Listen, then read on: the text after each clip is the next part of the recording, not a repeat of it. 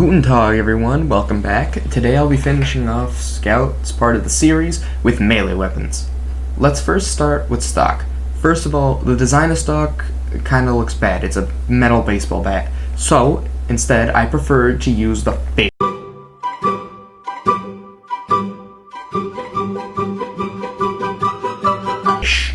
in order to have a better experience when looking at my weapons, and not to mention it's also funnier to hit people with a fish than a metal bat. Also, geophysics. Stock's alright. It does damage and it has a decent fire rate. However, it shares a lot of the problems that the stock melee weapons of other classes have, and that is small damage and continuous fire, which is not as good as burst fire with big damage. In this clip, I first get to the middle point, drop the medic, then roam around for a little bit before I target the sniper, then engineer, then die to a pyro demo combo, because why not?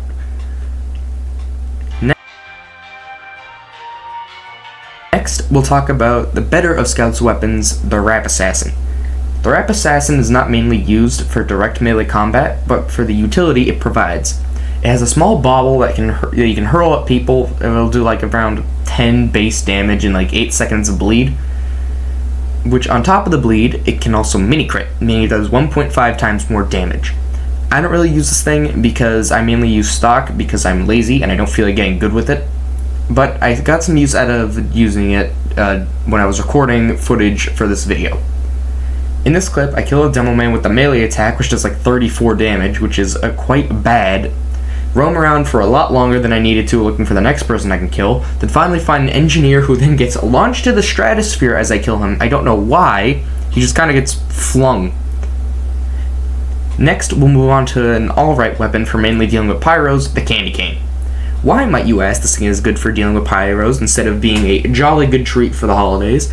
It's because it has a stat where it drops medicine if you kill people with any of your weapons. If you have it equipped, you'll get a small health pack on kill.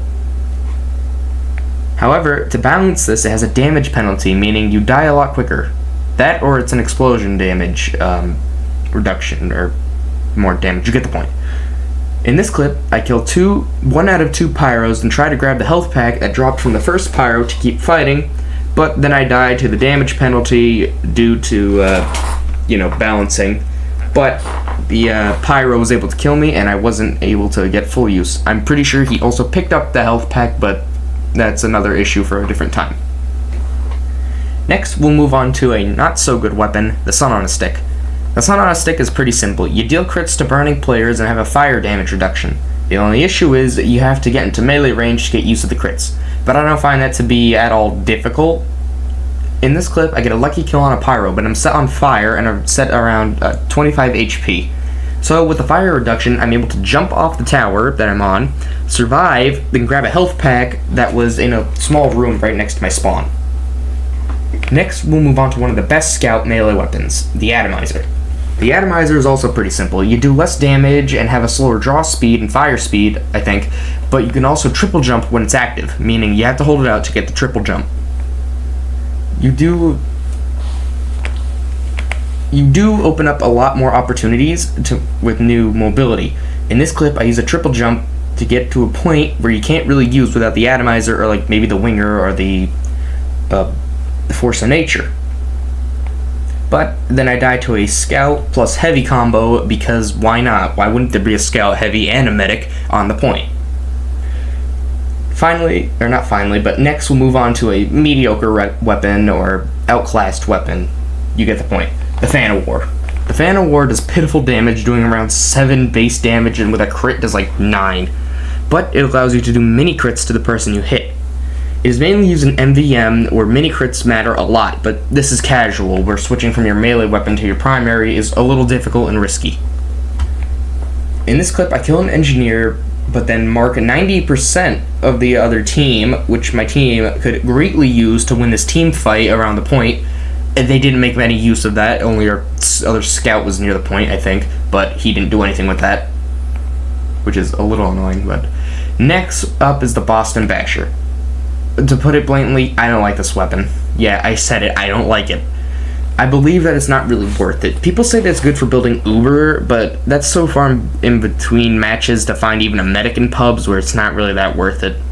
Not to mention all the time you spent in spawn building Uber, your team could have been getting steamrolled and use your medic as well. Not to mention people also say you get a little bit of extra height for like a jump or something. Just use the atomizer, it's way better. But anyway, basically for those who don't know, the Boston Basher does bleed on hit. But if you miss, the bleed applies to you, and the stat literally reads, hit yourself, idiot, as the negative stat, which is a little funny, but take what you want. In this clip, I get a kill on a pyro, but then die a couple seconds later due to the bleed, which is really annoying because it lasts for like forever. However, you could get rid of it using a health kit, but I didn't have any near me because I'm bad. And also poor positioning, but you get the point. I'd also like to state that every time you hit yourself, it's like always a crit. I don't know why, but it is, and it feels like it, and it's really annoying. Anyway, finally, we move on to the worst weapon, in my opinion, for Scout, the Sandman. This weapon works by reducing your health from 125 to 110, but you get to launch a little ball that slows players to the speed of a revved heavy. Now, this is good on paper, but kinda useless in practice, because it used to completely stun people, but now it's kinda worthless, well, aside from the fact that you can do this. In this clip, I hit the heavy with the ball, but it does absolutely nothing, because, well, he's already at the slowest you can be in the game, which is being revved, but I think you can get a little bit slower with the Fist of Steel. Or not the Fist of Steel, the Brass Beast. Don't use this thing, seriously, I had a bad time using it, I could barely get footage for it, it was really annoying to use. And there you have it, a guide to Scout and his weapons. As I said, I'll be covering Soldier next, and Auf Wiedersehen.